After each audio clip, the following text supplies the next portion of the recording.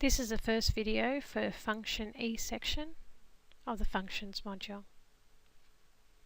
In this video we're going to be looking at determining the domain and range. Now the domain of a function is all possible x values that can be inputted into a function. Okay, the range of a function is all the values of f of x that are obtained by inputting the domain values. So if you think about when we had an equation y equals something, then the domain is the x values and range is the y values. But when using function notation, range is the fx values. Okay? If a function is defined by a list of ordered pairs, it is customary for the domain and range values to be listed in numerical order. Okay? And we don't duplicate. If there's more than one value there that's the same, you just write it once. A graph of a function can assist in determining the domain and range quite greatly, which you'll see in a second. Maximum and minimum values of functions often influence the range of the function, and you'll see that in a second. This exercise or these examples aren't actually in the textbook. They're just to give you a little bit more help with understanding. Here we've got some graphs, and I'm going to talk to you about finding the domain and range. So in this first graph, which is a parabola, you can see by the arrows at the end of the lines here, and yes, there is a reason why we tell you to put those arrows, that parabola keeps going on forever. Okay, so that means if I look at my x-axis here, every x value has a y value. Okay, for these x values in here, their y values are negative. For these x values here, their y values are up here. For these x values, their y values are here. So every x value has a y value. So that means that the domain is all real numbers. It can be anything. Now when I look at the y, or the f of x in this case, okay, it only exists up here. Okay, you can see that there's no graph down in this section. So that means that y has to be greater and equal to -4. If we're using function notation, f of x has to be greater and equal to -4. So that's my range. Range is that y is greater and equal to -4. Okay? So now let's look at this next graph here. Again, there's an arrow there. It's hard to see, but there is one. Okay, this is a square root graph. You can see its equation there, but it can also be written as the square root of x plus 3 minus 1. It's good to get to know your graphs. We will be doing that a lot in this module. Again, you can see here that the graph starts at that point there, and then it goes down and it keeps going on forever. Okay, so if I look at my x values, x only exists from -3, and then it keeps going on forever because this graph keeps going on forever. Okay, so here my domain is that x must be greater and equal to -3. Now note, just as a point of here, if on this point here we had an open circle actually means that point isn't included. So when I write my domain in that case, it would have just been a greater than. Okay, because you don't have an open circle, we assume that that point's included, so it's greater and equal to. Okay, range. Okay, so we look at our y values, or our f of x values, in this case g of x. The graph only exists from -1 down. That graph keeps going, but it starts at -1.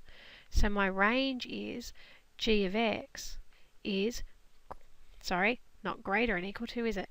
Less than equal to -1. Okay, hopefully this is making a bit clearer for you. This next sideways parabola, you might say. Again, let's look at our x values. Our x values exist from this point here, this -3, all the way, and it keeps going because our graph keeps going. Okay, so domain is x is greater and equal to -3. Our y values, well, y exists down here. There's y values all the way down here, and there's y values that keep going up here. So y can actually be anything. So my range, in this case it's h of x, it's all real numbers.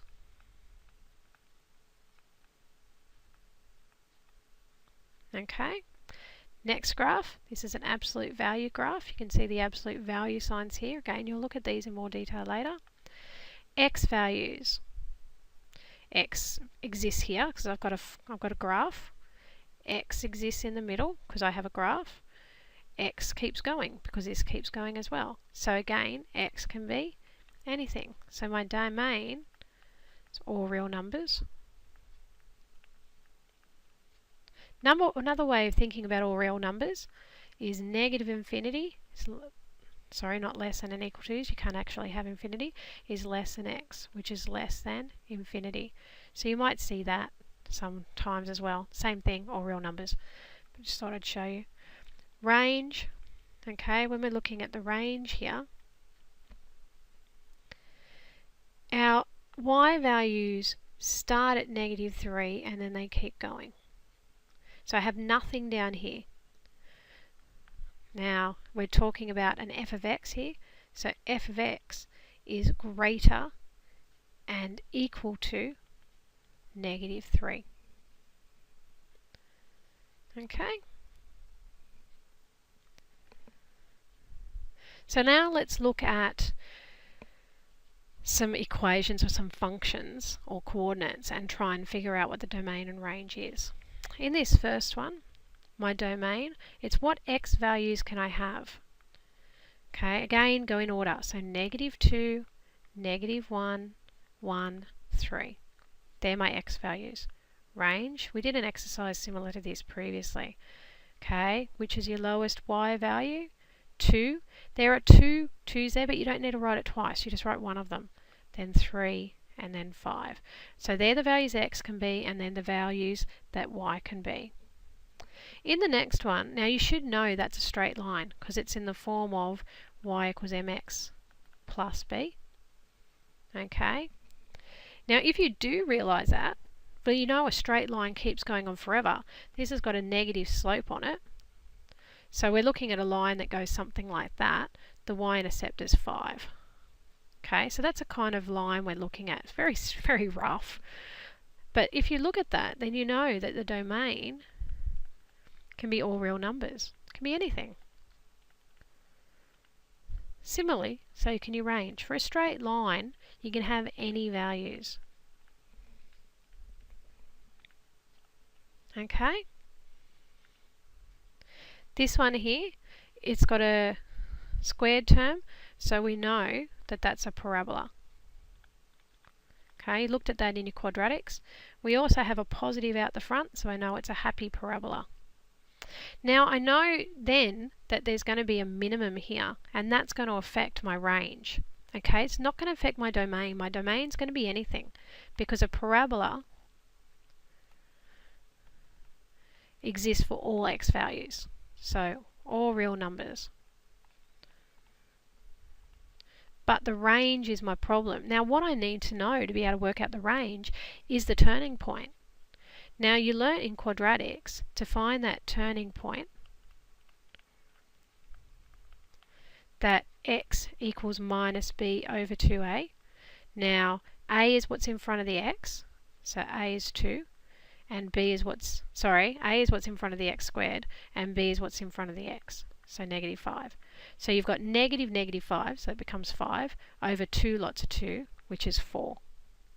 Okay, so 5 over 4, or 1.25.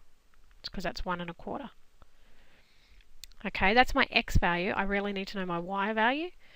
So f of 1.25 is 2 lots of 1.25 all squared minus 5 lots of 1.25 plus 6.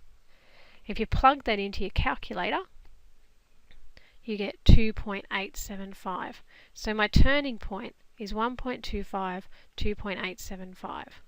So I know that this graph, I should have had it going 2.875, so negative 1.25, so about there. Do I need to know my y-intercept? Not really, but if I plugged x as 0 there, I get 6. So I know it's there. So I've got a parabola looking something like that. Okay, I only need a sketch. It's only helping me get my answer. So you can see that that f of x only exists from that y value up. And that's 1.25, 2.875. So your range, in this case f of x, is greater and equal to 2.875. Okay, so that's what I mean by the graph can help. So there's your answer. Okay, what now? Well, because I've split this up into sections, you can now move on to Function E Part 2 video and go over it.